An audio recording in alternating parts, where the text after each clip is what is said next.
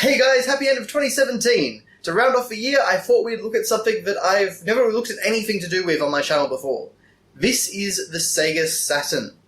Now, I had a very Sega Saturn Christmas this year, which has been a lot of fun because I have very little knowledge about the Saturn. I've never really got to experience it before. So I've sort of been learning a bit about the system and checking out some games for the very first time. And that's been a lot of fun. So this right here is a Japanese Sega Saturn. This is the Model 2. Now the Model 1 is fairly similar, just a few different things in terms of the buttons and how they're laid out and how they function, and also the colour scheme, because the Model 1 is sort of grey with a bit of blue.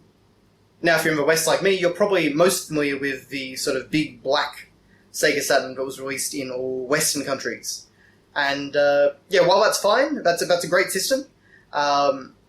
It's a lot more expensive than Japanese Sega Saturn in general, and also it only plays, of course, games for whatever region it was made for. Japanese Sega Saturn games are not only a lot cheaper than Western ones, they have nicer boxes in my opinion, much more compact boxes as well, and also there is a much wider range of games that were released in Japan than were released in the West. So that's why ultimately I decided to go with the Japanese Sega Saturn. Of course you can buy add-ons to make it play games from any region, and I've actually got one of those coming as well, called a Pseudo Saturn, which basically plugs in, you might just be able to see up here, there's something that's a cartridge input slot. And that's where you could plug in things like extra RAM for certain games, mainly fighting games that were arcade ports from Capcom. And you could also plug in a memory card there, or an action replay. But you could also get this thing called a Pseudo Saturn, and this will essentially allow you to play games from any other region, as well as game backups if you're so inclined.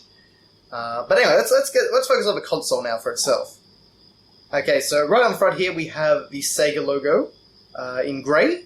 I always find it a little bit weird when they don't use blue, but I guess they're just trying to stay colour coordinated with everything else. Of course, we have our controller ports, so this has two controller ports, like most systems up until the N64. Although you can get a sort of multi-tap equivalent. Up on here, we have our power button, our reset button, and these are both very nice, chunky feeling buttons. The reset button is actually one of the best reset buttons I think I've ever felt. And the power button, when it's on, actually does click in and click off. So that's really good. It's an incredibly solid, well-made console, and it's not too heavy. We have the three little dashes, which was sort of a hallmark of the Sega Saturn. Normally they were coloured, I think, or am I getting mixed up with the Game Gear? Oh, anyway. Of course, that was something that Sega was doing at the time anyway.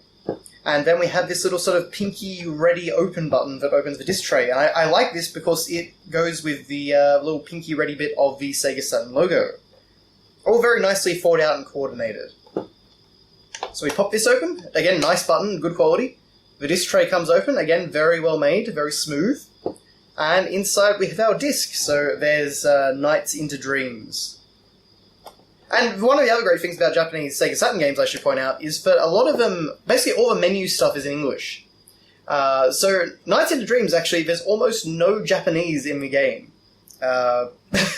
Which is a bit weird to say, but I think the only Japanese is on the hint screens that happen when you die. So that's the only thing I found, but you can see the disc reader right in there with the laser. And that's all that.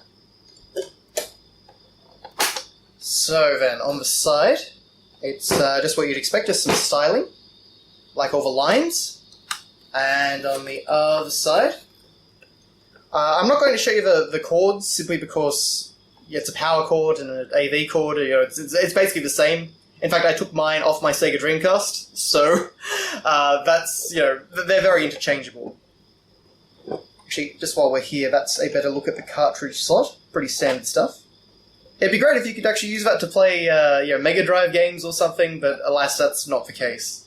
Would have been good functionality, though. Now, over here we have the model number, and of course the information about voltage and things like that. Made in Taiwan, Sega Enterprises Limited, all that stuff. We have our power input.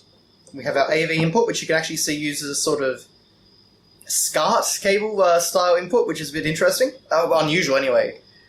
And then we have something called the communication connector. Now this is a bit of a weird port because you can connect it up to things like there was a special Saturn floppy disk drive. I think there was a modem or something you could connect it to. All sorts of weird stuff that I think was only ever released in Japan. So that's, a fun little port, but of course not one that most people will ever use. Now, this little compartment over here that says open, this is where the watch battery is that powers the clock. See, the Sega Saturn is a really interesting console in terms of its functionality because it was really ahead of its time. And one of those ways it was ahead of its time was that it had a clock that actually kept accurate time, and amazingly enough, it still kept accurate Japanese time even when I got it. I believe the seller may have replaced the watch battery, but, that's kind of hard to say. But basically, you open this up, the watch battery's inside there, and you can just replace it. Unfortunately, your save data is also tied to the watch battery, but they do last a fair while, so it's not a big issue. But unfortunately, this little compartment here is really hard to get open. I actually haven't been able to get it open properly. For all I know, there's a $1 million stashed in there, but I actually haven't quite been able to get it open. It's a little bit fiddly. I don't really want to damage the system, so I apologize for not actually showing that off properly. I also don't want to disturb the battery in case, I lose my save data. But, moving on then. Underneath, we have some little vent ports here, and some feet, two of which have these little nice rubbery bits on them. And over here we've got some stuff in Japanese, which I have no idea what it says. Presumably some sort of health and safety, or consumer information, or legal patent information, or something. And that really is the Sega Saturn. Okay, but, of course, it's not just a console, it's also a controller. So, the Sega Saturn controller is interesting in how much of a tiny evolution it is from the Mega Drive controller. I've got one right over here, hang on. Unfortunately, cables make this all difficult. Okay, so there's the Sega Saturn controller. And there's the Sega Mega Drive controller. You can see we have pretty much the exact same number of buttons, with two exceptions. So you can see the Sega Saturn actually does have these shoulder buttons here. And they're not like modern shoulder buttons, though, because they actually just click. They don't actually go in or depress very far. So they just click. They actually have a nice satisfying click, but they do feel weird for modern sensibilities. It is kind of like the mode change button that was on the Sega Mega Drive Model 2 controller. The other thing, of course, is that the Saturn controller is a little bit bigger. And as an adult, I find that rather nice, because it's actually a rather comfortable fit. On the whole, anyway, for one of these types of controllers. I also appreciate the fact that it's a lot more colourful than the Mega Drive controller. The coloured A, B, C buttons do really help to stand out, even though most of them, in most games, well, in the games that I've played anyway, they do the same thing. And I do rather like the rubbery start button on this. That feels real nice. And actually, I will say the D-pad is fantastic.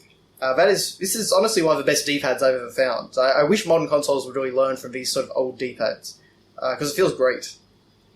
Even when controlling, the funny thing about the Sega Saturn is, of course, is it's a 3D system that comes with a controller which doesn't have an analog stick. There is a 3D controller that came with Nights into Dreams, but that is a bit more pricey. Thankfully, though, the D-pad in this does feel really good, so it's not too much of a problem when controlling 3D games. At least not in my experience, anyway. And then on the back, we've got the Sega logo, all the usual sort of stuff. And that's basically that. But it's a really nice controller. I've actually really enjoyed it. I would put it probably in my... I don't know, I've never really thought of like top 5, top 10 controllers or anything like that, but it would be pretty high up there. I think it's a really, really solid one. I would certainly say that the D-pad is much better than the PS1's D-pad. And actually, probably the buttons as well. The buttons feel much chunkier. They're just loose enough, but not too loose to feel like they're broken. But really, and I guess there's the connector. Nice little, simple, stylized thing. Certainly one of the biggest connectors I've ever seen for a controller port, but, you know, if it works, it works. Oh, and the cord is much, much longer than the Mega Drive controllers, thankfully, because this is a little bit too short, in my opinion. But that is your look at the Sega Saturn console. Maybe at some point I'll do something on the actual interface itself.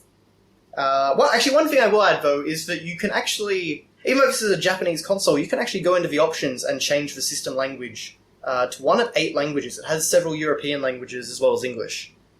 Well, speaking like English isn't a European language. But you know what I mean. There's actually a lot of language selections on there. And it really helps to sort of just get around the interface and, you know, make sure that you don't accidentally delete a save game or anything like that. It's, as I say, very advanced console for its time in terms of its architecture and the way that the functionality of it anyway. And I'll talk more about the games when I get to unboxing them. But I just really want to give a look at the system here and talk a little bit about it, because, as I say, I don't know too much about the Saturn, but it has been really interesting checking it out, and I've really enjoyed my time with it so far. So certainly, if you can find one for cheap, and you can get a Japanese one, then I would say absolutely go for it, and just try and find some games from Japan, particularly, you know, in a sort of like that $15 to $25 mark.